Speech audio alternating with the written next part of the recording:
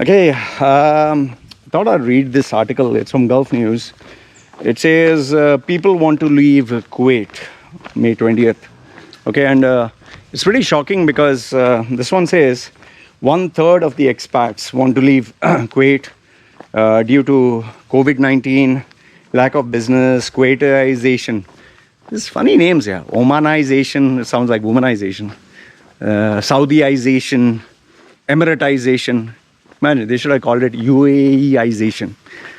So all Zation nation and all that policy and poor quality of life as the main reason. By the way, I've spoken to some Kuwaitis. The good ones speak to me. They've been honest and said, see, listen, we can't talk openly, but there is a massive problem. And many people are frustrated and angry. They don't have money. They don't have jobs. So to give excuses, they have to point the finger at someone, so they are catching all the immigrants.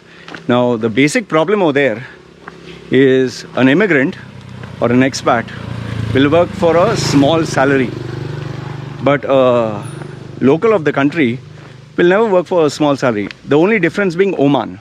Oman, you will get locals even working as taxi drivers, as delivery guys. They are humble. They wouldn't mind working for small jobs. But these other countries which are oil rich, they are slightly overly pampered, the citizens.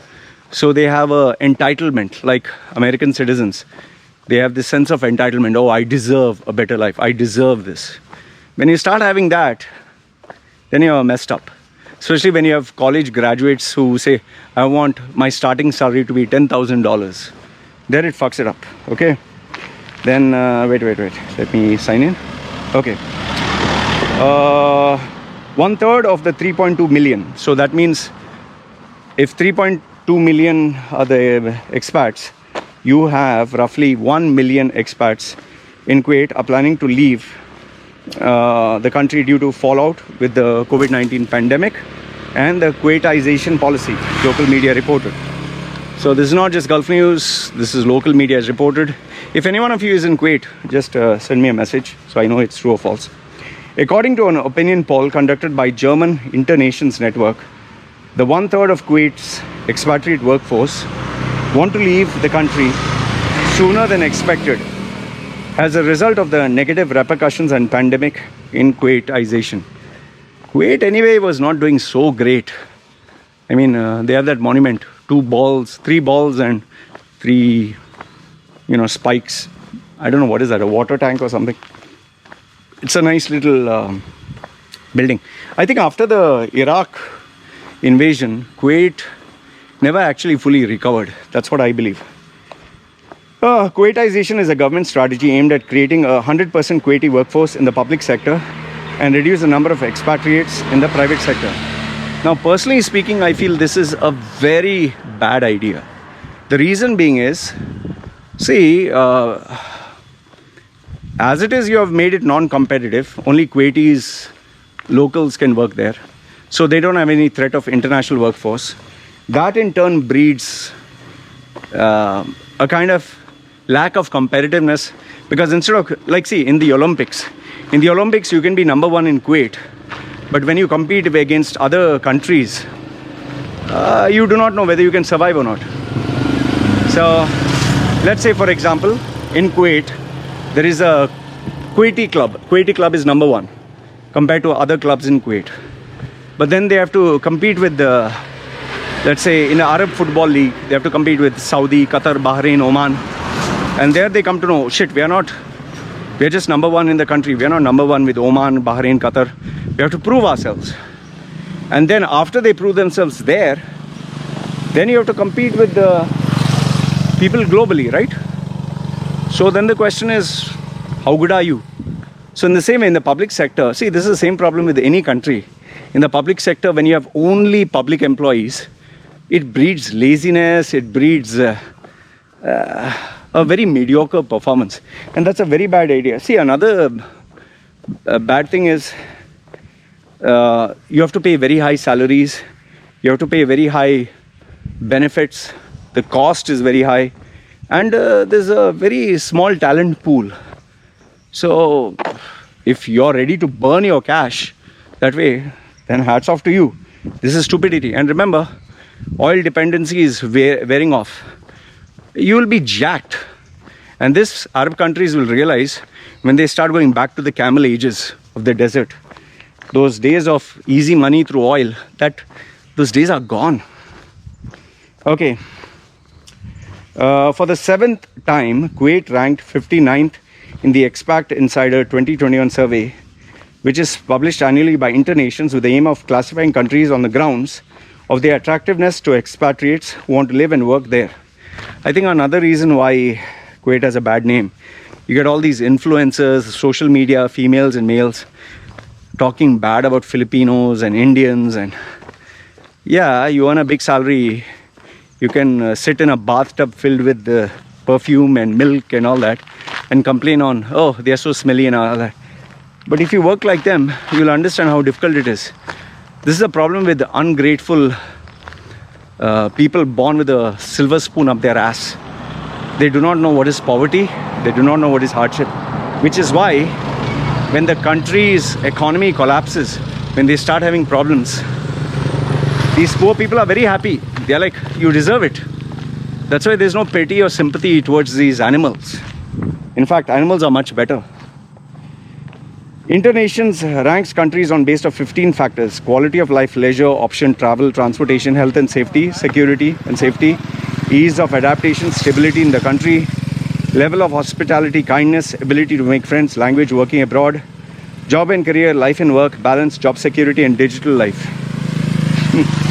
I can easily tell you, out of all these, hospitality, making friends, job security, all this is zero. Especially in these Middle East countries, because you have a good life only when you have a job. The minute you lose your job, no visa, they throw you out. Correct me if I'm wrong. And the worst part is, you take a bank loan, you take all these facilities, credit card and all that, hoping that, okay, you can pay it off. But then when you lose your job, you're asked to pay the whole thing or you're jailed. And this is also a fact. You don't pay financially, you don't pay things back. It's a criminal offense. Again, prove me wrong. Okay, it was considered the worst destination of expatriates in terms of ease and adaptation with stability. I don't know why. I used to think Saudi is the worst, but it seems Kuwait is the worst. Saudi also has massive problems, by the way. Don't think that Saudi is paradise. Whew. Saudi is much more worse, quite strict. Saudi, the only benefit that I see in Saudi is, the reason being is because I have clients over there. Saudi, they have very good salary structures because they know that, not many people want to come and work in a very strict environment.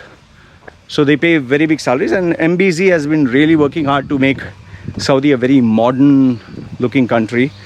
They tried. I don't know how far they have succeeded by bringing all these hip hop artists and singers and bloggers and social media people to say, wow, Saudi, have you checked it out?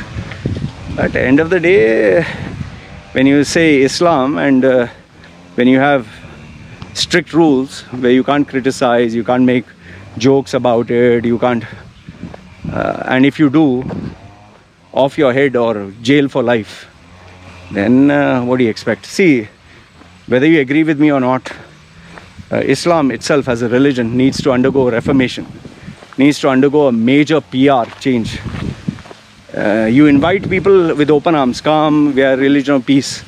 But when you want to leave it, or you are gay or you're homosexual, then finished. In our religion, this is haram, and what do you expect? Same way with Christians. Don't think that I'm supporting Christianity. Christians, the Pope should be jailed, and the priests who are pedophiles, anyway, they're sexually frustrated because they can't get a putang. So they catch any small little innocent child. They should be castrated. In fact, I don't know why they don't allow priests to have a female. I think they would be far more happier if they had a female. Or if not a female, at least go have a jiggy and you relax. You have a pair of balls, you have a appendage, and you can't use it. Testosterone is oozing out. How can you control? Unless, of course, you don't feel anything. Fucking abnormal. That's why religions have to undergo a reformation. This olden days concepts. And then on top of that, your social media today with open porn and people saying porn stars and all that. How can you control today? Once upon a time, if you are in a village and locked up in a house, in a small village, okay, fine, you can control. Today, not possible. Okay, with 46% of the respondents expressing a lack of ability to integrate into the local culture, you can never integrate into an Arab Muslim culture. They are not flexible at all. The only difference being is if the person individually is open-minded. Like I told you, my mentor and my friends, all Arab Muslims, they were very flexible. Even if it's Ramadan, you can eat in front of them, do whatever you want. They are pretty chill pill about it. They don't enforce their belief systems on others because they've traveled a lot, they're educated. This is not the case with everyone. Even India, same problem. Any country for that matter. And 45% affirming that it's difficult to live in Kuwait. Like I said, I've spoken to some people who are working in Kuwait. The stress level is very high. They're very afraid. They're very insecure. They just don't know what to do. So I think Kuwait is shooting itself in the foot with these rules. And by the time they realize, I think the damage would be done. Because a lot of people with experience, a lot of people who can add value, you're losing all of them. And eventually you'll end up with nobody. And then you have no one else to blame other than yourself. So this is what I have to say. Let me know your thoughts, whether I'm right or wrong, in the comment section below.